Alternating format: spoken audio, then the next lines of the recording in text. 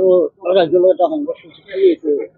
চাওক, এটা প্ৰতিবাদী সমদল ওলাইছিলে বেৰেঙা অঞ্চলৰ পৰা, আৰু তেওঁলোকে কোনো পাৰ্মিশ্যন বা তেওঁলোকে কোনো যিহেতুকে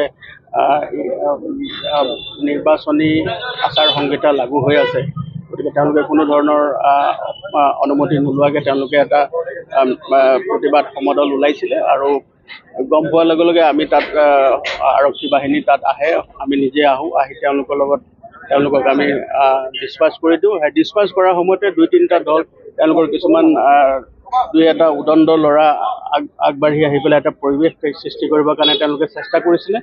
গতিকে আমি এটা মৃদু লাঠিচাৰ্জ কৰি তেওঁলোকক আমি ডিছপাছ কৰি দিছোঁ, আৰু সকলো এতিয়া চব ঘৰা-ঘৰি হৈছে। মানে যিটো পৰিৱেশ আছে সম্পূৰ্ণ শান্তিপূৰ্ণ আছে।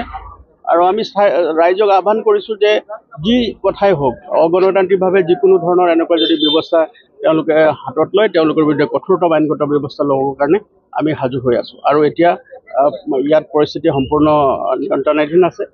আৰু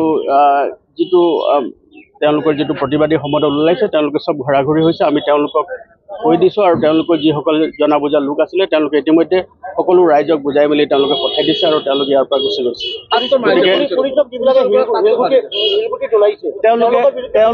তেওঁলোকে চেষ্টা কৰিছিলে, আৰু আৰক্ষী বাহিনীলৈ লক্ষ্য কৰি তেওঁলোকে শিলগুটি দলিয়াবলৈ তেওঁলোকে চেষ্টা কৰিছিলে।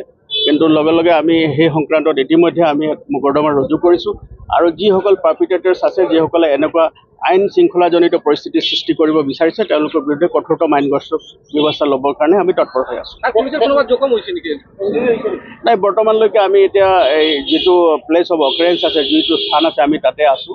আৰু আমাৰ যিসকল আৰক্ষী বাহিনী আৰু CRPF আৰু আমাৰ কমাণ্ডো ফ'ৰ্চেছ আছে, তেওঁলোকো এতিয়া বৰ্তমান ইয়াত আছে। আৰু এই অঞ্চলটোত আমি ইতিমধ্যে যাতে কোনো ধৰণৰ আইন শৃংখলাজনিত পৰিস্থিতি নহয়, তাৰ কাৰণে আমি ছিকিউৰিটি ফ'ৰ্চেছ আমি ডিপ্লয় কৰি দিছোঁ।